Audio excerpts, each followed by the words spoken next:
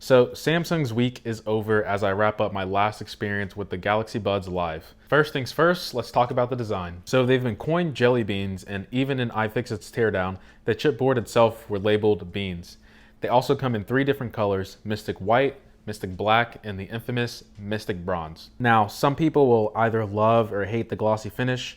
I don't like fingerprints, but after a couple days, it's pretty much whatever. It's not like I see them anyway while they're in my ear, but I would have switched over to the Mystic White. At first, I thought they were a weird shape, but putting them in my ear, they are more comfortable, and I can wear these longer than my AirPods Pro without my ear becoming fatigued. They also have touch-sensitive controls, so tap to play and pause or accept calls, double tap to go forward in music, triple tap to go backwards, long press for noise cancellation or another customization. Also, keep in mind that if you do pair these with the iPhone, there is no read out loud command or Bixby wake up. Now, overall, I love the tapping design much better than the implementation that Apple has on their AirPods Pro, where you have to grab the stem and click on it. However, I do want to say that I did run into some issues with this, and I don't know if through the software updates that they're doing that they fixed it, but I still have this problem. So there seems to be some sort of delay. Sometimes when I'm running and I need to readjust them in my ear, I accidentally tap it and it pauses the song. And then when I go back to readjust it again to like play the song back, it ends up going forward or sometimes backwards. So there seems to be a slight delay in the touch sensitive controls. So hopefully through software optimization and updates, Samsung decides to fix this in the future. Another design I want to credit over to Samsung is the case. I overall like it more than the AirPods Pro as well because it's a smaller design, and also I didn't notice this until I switched over to the Galaxy Buds Live, is when you close it, it's actually almost like a soft close. Unlike the AirPods Pro, it doesn't seem how soft I try to close the top, or the lid I should say. It's always like snapping. I guess it's like to make people aware that you have an AirPods case or something. So when I switched over to the Galaxy Buds Live, the softer close, I really did appreciate it. And then going back to my AirPods Pro, I'm like, wow, this thing is kind of annoying. So I really like Samsung for implementing that soft closing design. You can charge it through USB-C or wirelessly charging. Primarily, I use these for running, working out, and phone calls. And during phone calls, no one really complained about my microphone quality because I know there are some earbuds where it sounds good, but when it comes to conversating on their phone or using it for conferencing, people sound like it's like they're in a tornado with their earbuds. So it's really clear, almost sounds like I'm in a really big ballroom when I'm talking. But overall, I really do like the microphone inside the Galaxy Buds Live as well. So Samsung claims that you can get up to 29 hours with the active noise canceling off and the Bixby wake up off as well. And personally, I don't really use my earbuds for a prolonged period of time. I really gauge it in how I can use it from the start of the day to the end. So the most I've used these earbuds, the longest time, was about 4.5 hours, and they never died on me. And then putting them back in my case, within 30 minutes, they were back up to like 100%.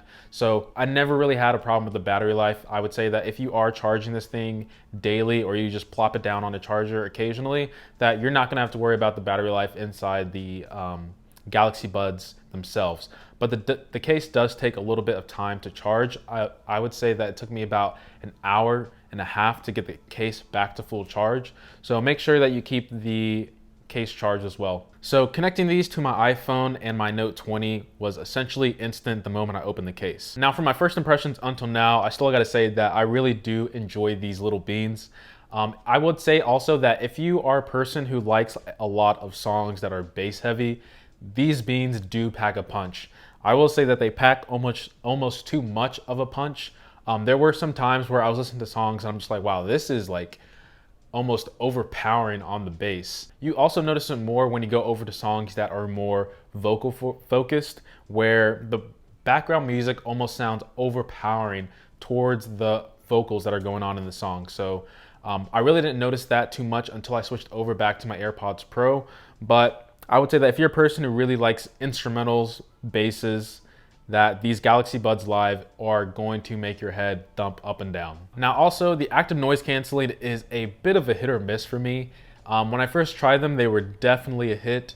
I would say that if you're like indoors, it does really well on trying to isolate the ambient noise around you. However, when I was going outside and going to the gym and use it, that's when it was a miss and it was a bit underwhelming. Like, I'll give him that. I'll give him Samsung that they're trying, but I would say that if you are comparing it to the AirPods Pro do a much better job of the active noise canceling. Moving on to some of the features you can have notifications read out loud to you, or you can toggle them off, which is a great choice for the consumer, although this is for Galaxy phones only.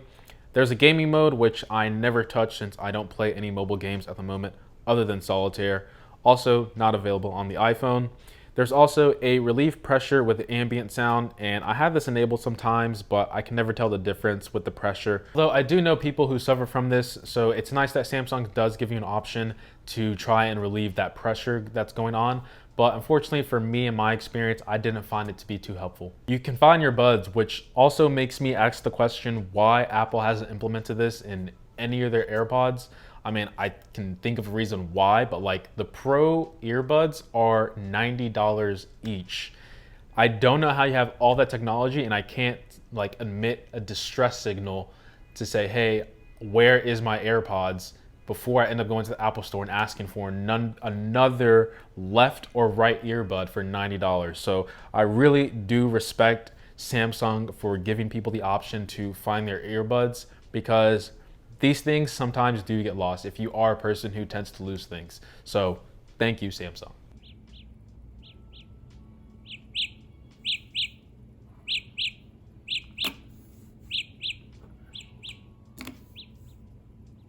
One of the biggest advantages that I loved when I switched over to the Buds Live, which makes me question Apple yet again, but it's updating the software. The fact that there's a physical button that I can select to check for an update, and if there is, download it and install it.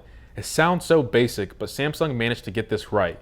The AirPods, still a mystery to this day. You have to, I guess, open the case with the pods in while charging, and your phone has to be unlocked. I mean, really, Apple? All right, sorry, this is turning into an AirPods hate video, but seriously, Samsung, thank you for implementing this design, and all companies should have some type of button where you can press to update our earbuds. So thank you for that, Samsung. So the question is, do you gotta have it? And I wanna say that for earbuds, the sound is only one part of the price. You also have to think of the software as well as the convenience feature. You know, when you have earbuds in, you are able to, at least from what I've gotten out of it, is that I'm more productive whenever I'm on the phone.